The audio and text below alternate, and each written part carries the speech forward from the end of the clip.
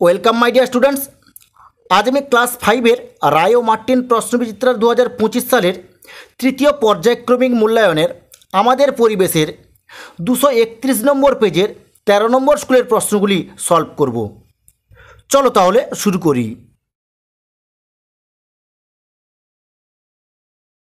Class 5-এর রায় ও Martin প্রশ্নবিচিত্রার 231 নম্বর পেজের 13 নম্বর স্কুলের একে দিয়ে গেছে, সঠিক উত্তরটি বেছে নিয়ে লেখো।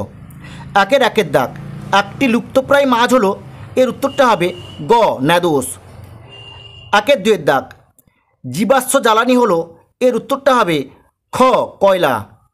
একের তিনের দাগ, টেলিস্কোপ তৈরি করেন, এর উত্তরটা হবে গ গ্যালিলিও গ্যালিলি।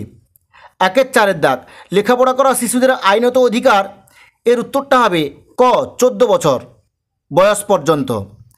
একের পাঁচের দাগ, ভারতের প্রথম ট্রেন চলে, এর উত্তরটা হবে ক 1853 সালে। একের ছয়ের দাগ, পরিবেশ বান্ধব যান হলো, এর উত্তরটা হবে গ সাইকেল। একের সাতের দাগ, আইলা ঝড় হয়েছিল, এর উত্তরটা হবে খ 2009 সালে। একের আটের দাগ, অক্সিজেন পাওয়া যায়, এর উত্তরটা হবে পাতা থেকে খ।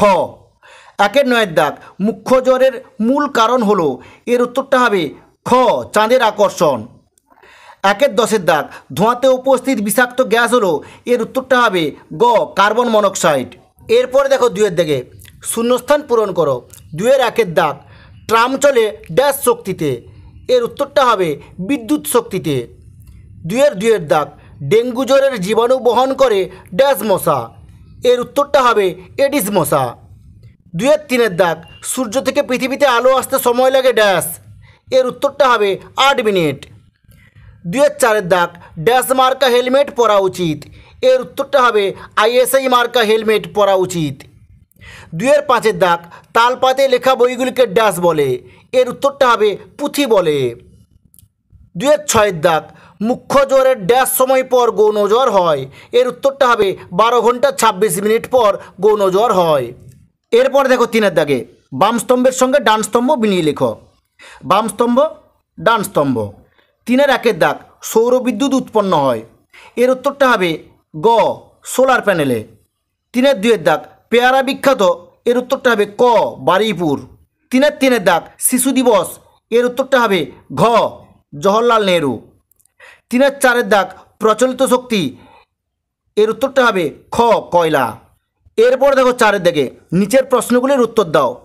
চারের একের দাগ, পশ্চিমবঙ্গের প্রধান খনিজ সম্পদ কী, এর উত্তরটা হবে কয়লা। চারের দুয়ের দাগ, সূর্যের পর সবচেয়ে কাছের নক্ষত্রের নাম কি, এর উত্তরটা হবে প্রক্সিমা সেন্টাউরি। চারের তিনের দাগ, বিদ্যুৎ কেন্দ্রে মস্ত পাখার মতো দেখতে যন্ত্রটির নাম কি, এর উত্তরটা হবে টারবাইন। চারের দাগ, নৌকার হালের কাজ কি, এর উত্তরটা হবে হাল অনেকটা সাইকেলের হ্যান্ডেলের মতো, নৌকা কোন দিকে যাবে তা ঠিক করবে হাল। চারের পাঁচের দাগ, পথের পাঁচালী বইটি কার লেখা, এর উত্তরটা হবে বিভূতিভূষণ বন্দ্যোপাধ্যায়ের লেখা। চারের ছয়ের দাগ, মাজার কি, এর উত্তরটা হবে পীর সাহেবের কবরস্থানকে মাজার বলে। চারের সাতের দাগ, আজাদ হিন্দ ফৌজকে গঠন করেছিলেন, এর উত্তরটা হবে নেতাজি সুভাষচন্দ্র বোস। চারের আটের দাগ, ভুটানের কোথায় জলবিদ্যুৎ কেন্দ্র আছে, এর উত্তরটা হবে ঝালংয়ে। চারের নয়ের দাগ, পাহাড়ি এলাকায় পাওয়া যায় পেঁপের মতো দেখতে ফলটির নাম কি, এর উত্তরটা হবে স্কোয়াশ।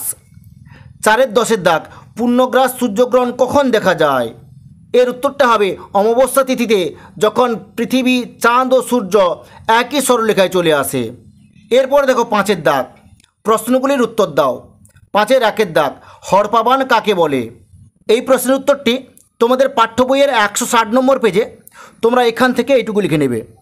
আসলে নদীগুলো নুড়ি পাথর জমে ভরাট হয়ে গেছে, হঠাৎ খুব বৃষ্টি হলে অনেক জল আসে নদীতে, অত জল নদী দিয়ে বয়ে যেতে পারে না, বন্যা হয়ে যায়, একে বলে হরপাবান।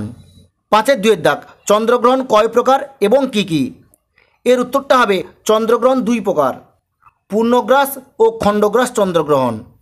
পাঁচের তিনের দাগ, অরণ্য থেকে আমরা কি কি পাই, এর উত্তরটা তোমাদের পাঠ্য বইয়ের 122 নম্বর পেজে তোমরা এখান থেকে লিখবে।